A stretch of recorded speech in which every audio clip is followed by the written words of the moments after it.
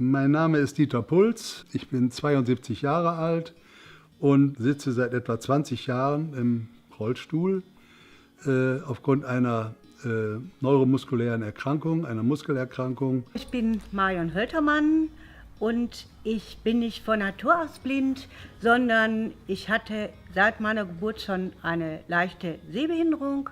Und diese Sehbehinderung hat sich aufgrund einer nicht erkannten Augenerkrankung durch den Augenarzt leider verschlimmert. Mein Name ist Claudia, ich komme aus Düsseldorf und leide an einer unheilbaren Muskelerkrankung, die jetzt nicht nur die Beine schwächt, also dass man auf den Rollstuhl angewiesen ist alleine, sondern auch die Arme schwächt, also dann auch oben nicht so beweglich ist und kraftvoll ist, wie man sein müsste im täglichen Umgang und täglichen Leben. Mein Name ist Ingeborg Rodenbeck. Ich bin die erste Vorsitzende des Vereins Wir, der Freundeskreis für Rollstuhlfahrer. Der Alltag zu Hause kann ich ganz gut meistern, aber nur mit Hilfe meiner Frau, die mir von morgens bis abends und auch nachts hilft. Ohne Familie, Freunde und solche Menschen, die hilfsbereit sind, würde ich nicht mehr zurechtkommen. Leider verstarb dann mein Mann. Ich war da mit meinem damals 12-jährigen Sohn alleine, vollkommen auf mich gestellt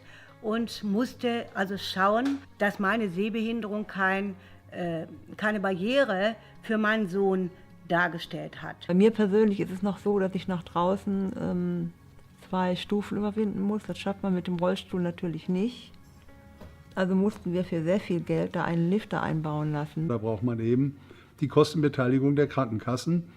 Und die wehren sich in der Regel mit Händen und Füßen und sagen immer, das ist nicht nötig oder es geht vielleicht auch anders oder irgendwas in der Hinsicht. Auch jetzt bei Neubauten, ob das jetzt im Wohngebäudebereich ist oder öffentlichen Bereich ist, wird nicht konsequent darauf geachtet, dass es barrierefrei gehalten wird. Es gibt jetzt in der Stadt so Rampen, die man an Geschäfte legt. Da soll man dann klingeln, wenn ein Rollstuhlfahrer da rein möchte. Ich habe nur keine Klingel gefunden. Das, was draußen, was jetzt eine Rolle spielt, sind die Bordsteinübergänge für Radfahrer und Bürgersteige als solche.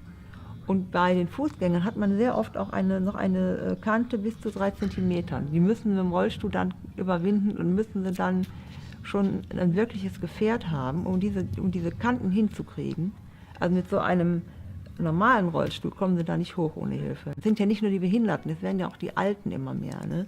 Aber dass Häuser nicht konsequent bebaut werden, das ist etwas, was ich ganz schlimm finde. Und da möchte ich auch an die Politik appellieren, dass die Wege nicht verbauen. An der Politik liegt es, Barrieren abzubauen.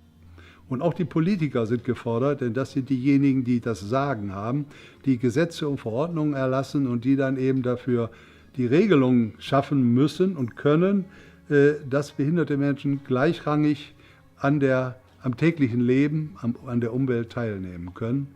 Das letzte als Appell, würde ich sagen, ist tatsächlich, dass die Neubauten barrierefrei werden.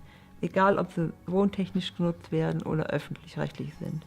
Dass man einfach als nicht behinderter Mensch lernt, die Menschen mit Handicap zu akzeptieren, zu tolerieren und auf Augenhöhe zu kommunizieren. Man darf nicht über Behinderung sprechen, sondern man muss mit betroffenen Menschen die einzelnen Behinderungen verarbeiten. Ich bin immer schon der Meinung, da sollen die Menschen ein bisschen an sich arbeiten und versuchen, die behinderten Menschen zu verstehen, denn jeden kann es treffen. Jeder kann von heute auf morgen behindert werden, sei es durch einen Unfall oder durch eine Krankheit. Ich wünsche es keinem, aber es kann ja so sein. Ich war selbst erstaunt in Südafrika. Ich habe keinen Rollstuhlfahrer gesehen, aber alles war rollstuhlgerecht. Und das wäre schön, wenn das hier so normal wäre.